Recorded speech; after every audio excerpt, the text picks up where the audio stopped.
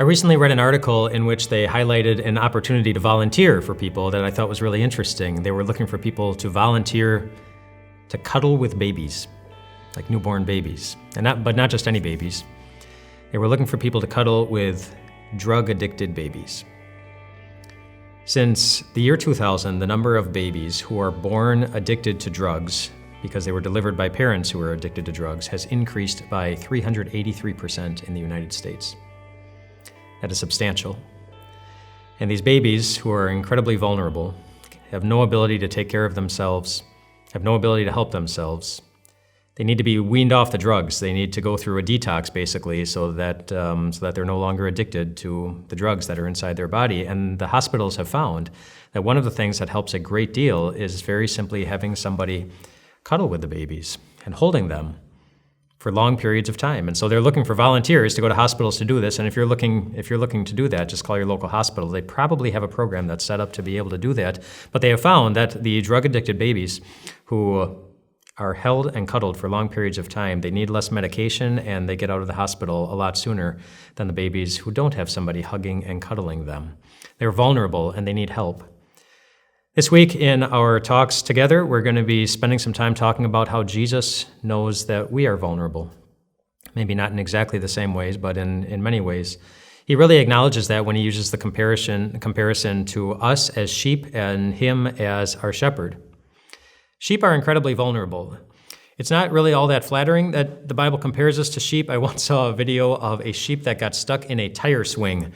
So somehow, I don't know how, it got stuck in this tire swing, and it tried to run out of the tire swing, but instead of getting out of the tire swing, it just went up in the air, and then swung back, and then went up in the air again, and then swung back, and then it finally hit the ground, and then it tried to get out again, and it went up in the air, and it just kept going like this. And I never saw the sheep get free from the tire swing. Maybe the person who took the video finally got them out. But it was completely vulnerable to getting stuck, and sheep are vulnerable to getting stuck. They have these short little stubby sheep legs that can't get them out of much trouble, and they're just soft and fluffy on the outside, so they get stuck in the thorn branches. And sheep are not only vulnerable to getting stuck, they're also vulnerable to getting hurt. Sheep have very poor eyesight. They can't tell if this fuzzy blob coming at them is another little lamb or a fierce mountain lion until it's too late. They're pretty defenseless. They don't have the strength of an ox. They don't have the tail of a scorpion. They don't have the teeth of a shark to defend themselves. They have nothing. They're vulnerable. And so are we. So are you. We'll talk a lot about our specific vulnerabilities as we go through the week, but as we get going into this week, and as you think about the ways that you're vulnerable, the times in life that you don't feel safe, I want to leave you with a wonderful verse from the book of Deuteronomy, where it says this. It says that underneath you are God's everlasting arms. Underneath you are God's everlasting arms. Maybe you feel vulnerable like those little drug-addicted babies, and you feel completely helpless to be able to move on in life with any kind of confidence. Well, underneath you are God's everlasting and loving arms. And they're the arms of a God who knows how it feels to be vulnerable.